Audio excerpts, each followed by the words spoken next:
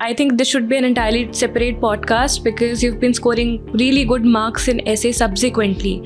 And essay is also a very big pain point because these are of philosophical tonality, so one is not able to crack exactly what is giving them marks. So what has worked for you in essays? So I would like to tell the aspirants essay is one of the most creative papers. It's that paper where you lend out your all creativity. It gives you that scope to do because those 10 to 12 pages, you can write about your own story. You can be inspired from someone and then pen it down, or you might have seen some anecdotal references and then you can elucidate in that paper, right?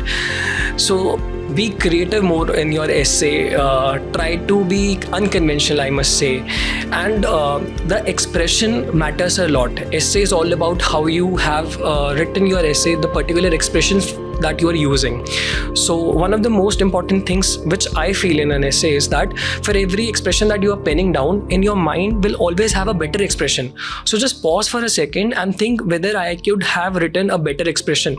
So for example, if you want to show that the tribals were very poor or they are deprived of nutrition and all, one can easily write their oppressive, suppressive and these terms. A better word, a better articulation can be destitution of poverty.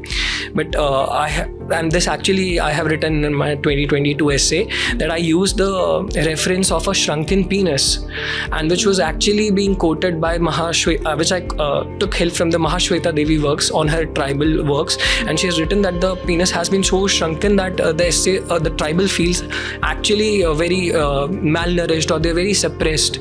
So it's all about the expression per se, I feel a lot more, and for that the practical strategy which I feel is so while reading the newspaper or any book which you are reading, I must say that we read editorials in a way that we are trying to get information out from them, okay, but try to understand what the editor is actually, how editor has formulated the word or his or her line, right? So that would be a very good thing if you go into the editor's mind and try that what editorial which you are reading is so academic, and our mind has that capacity to replicate. That's just a 15 to 20 days practice how that sentence formulation has been there in the newspaper, and that will help you a lot because our mind works like that.